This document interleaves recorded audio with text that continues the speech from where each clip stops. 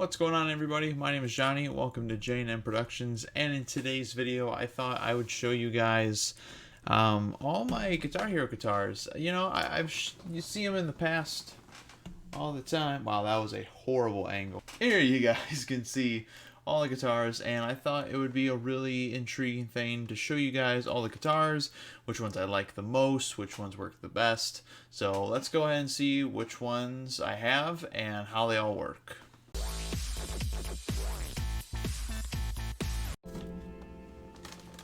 Alright, so I guess we'll go ahead and start off with one of my Les Pauls. I got several of them, but this one is the oldest one, and so we'll call it the OG guitar. This one has been the most used. I've had it for a year and a half. I got it from Noah because he doesn't play guitar anymore, so I got it from him. And with it being the most used, the frets are just so pushed in, but that's a good thing. You want your frets to be easily to hit so your hands don't get tired, and you can easily just slide back and forth whichever notes you need to hit. And the same with the strum bar. It's pretty loose and it works just fine. Obviously the paint at the bottom here has gotten a little beat up from the Les Paul itself, but that's just from all the playing, and also it just in general needs a new paint job done. So I will be getting that done hopefully soon, but for the most part it works really well. I wish the strum bar did better at rake strumming. For those of you that might not know what rake strumming is, it's basically where you take two fingers and you're basically just sliding back and forth on the guitar.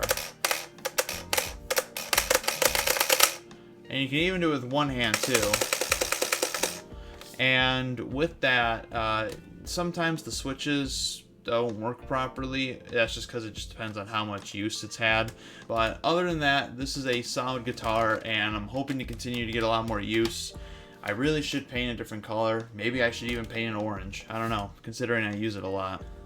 Coming up on the next Les Paul list, we have the girl guitar. Now, the reason why I call it this is because it's purple, and I just figured, you know, I wanted a different guitar compared to all the others, so I kind of gave it this Van Halen like look on one of his guitars. You know, it's not perfect, but you know, it was one of my first guitars I did a paint job on. One of my biggest things though was I painted the frets, and they actually worked pretty well.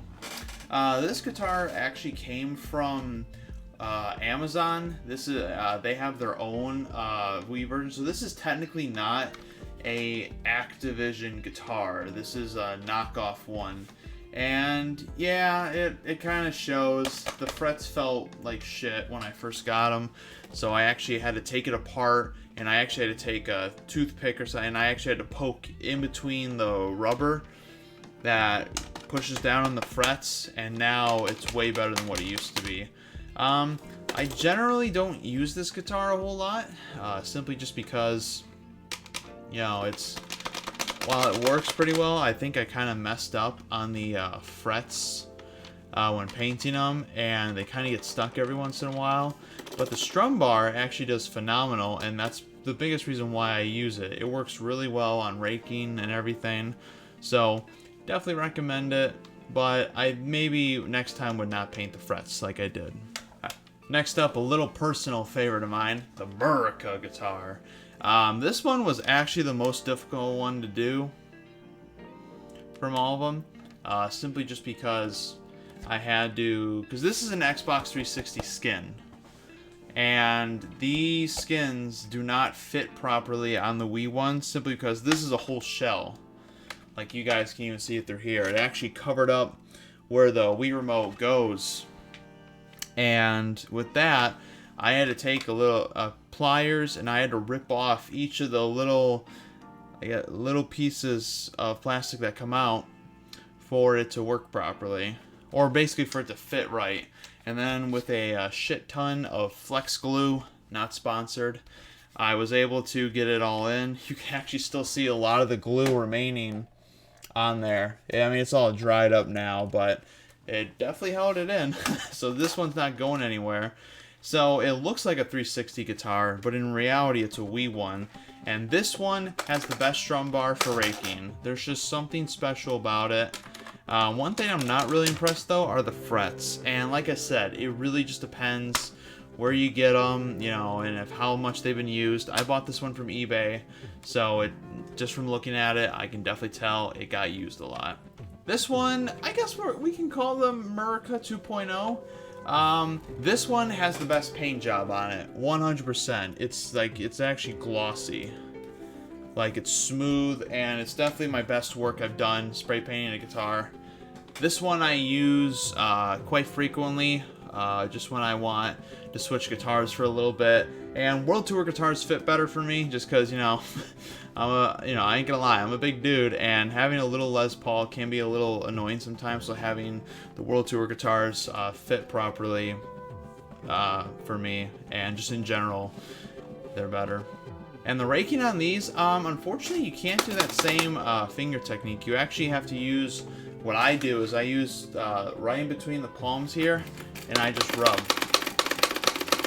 And the consistency is actually almost spot on, and I really don't see too many people using this. I'm actually shocked. I know it doesn't work on really fast raking, but just on maybe, I didn't even say Uberson, you know, like most of the fast speed ones, you know, you can do that.